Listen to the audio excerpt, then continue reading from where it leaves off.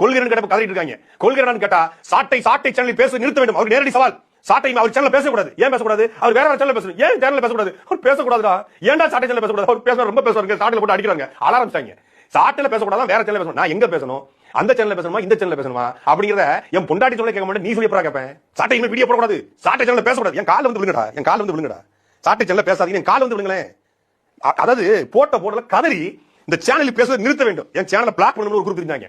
சாட்டை சேனலை பிளாக் பண்ணுங்க. எங்க நேரா யூடியூப்க்கு மெயில் அனுப்பிச்சு எல்லாரும் வாட்ஸ்அப் குரூப்ல வாட்ஸ்அப் குரூப்ல அந்த மாதிரி இந்த சேனலை நம் தளபதி குறித்து அவதூறாக பேசி வருகிற சாட்டையுடைய சேனலை முடக்குவதற்கு நாம் எல்லோரும் அவர் சேனல்ல போயிட்டு ரிப்போர்ட் பண்ணுவோம், பிளாக் பண்ணுவோம். சாட்டையை பிளாக் பண்ணா சாட்டை 2.0, இதை பிளாக் பண்ணா 3.0. நான் ஒன்னும் கேரியோட உச்சத்தை உதவிட்டு நான் வரலப்பா. நான் கீழே கடந்து வந்தவன் தான்.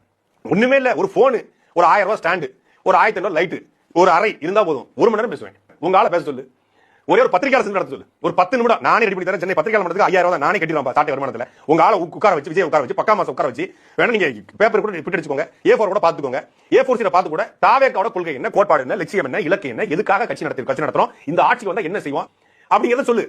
அதை விட்டுட்டு நீ பேசாத அப்படின்னு நான் விஜய் தனிப்பட்ட வாழ்க்கையை பேசல, தனி மனித அவருடைய குணாதிசயத்தை பேசல, விஜயினுடைய கட்சியை பத்தி கேள்வி கேட்கிறேன். சேனலை பிளாக் பண்றது இந்த மாதிரி விட்டுட்டு முட்டை கொதி வைங்கடா, முட்டை கொதி வைங்க.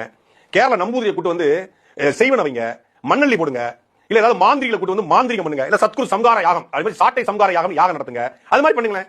இப்படியா நம்ம கேட்கிற கேள்விக்கு பதில் சொல்லாம சாட்டை பேசக்கூடாது, சாட்டை வந்து விட மாட்டோம், சாட்டை இதோடு நிறுத்திக் கொள்ள வேண்டும்.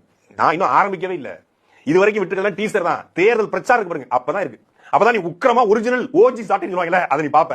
2021 முன்னாடி எப்படி உனக்கு தெரியாது. இப்போ ஒரு கண்ணியப்பட்டு, கட்டுப்பட்டு, பக்குவப்பட்டு, அடக்கப்பட்டு, ஒடுக்கப்பட்டு மாதிரி பல பட்டுகளை பட்டு அப்படி ஒரு கண்ணியமா பேசிட்டு இருக்கோம்.